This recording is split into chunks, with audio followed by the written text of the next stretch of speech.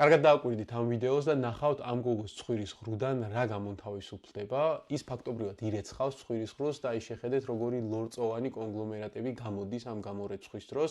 დაწერეთ კომენტარებში თქვენი აზრით, შეიძლება თუ არა მსგავსი პროცედური სახლის პირობებში ჩატარება და რა დროს შეიძლება ადამიანმა ეს გააკეთოს. ამ პროცედურას ცხვირისა და სინუსის ღრუების ირიგაცია ჰქვია და ამ დროს ხდება ჩვეულებრივი ფიზიოლოგიური სტერილური ხსნარით ცხვირის ღრუს და სინუსის ღრუების ირიგაცია.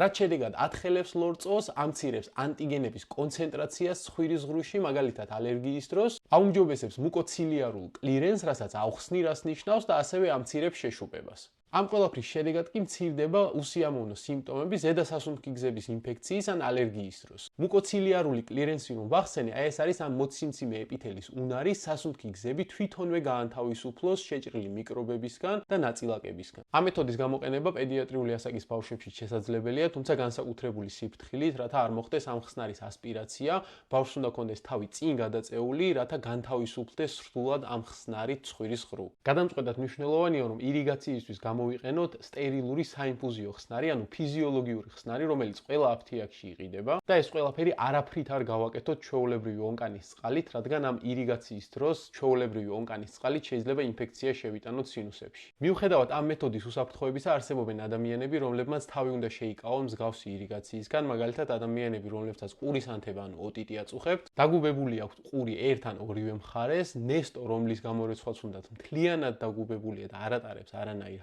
ჰაერს და ეხლა ხანს გაიკეთეს ოპერაცია სინუსებზე ან ყურზე.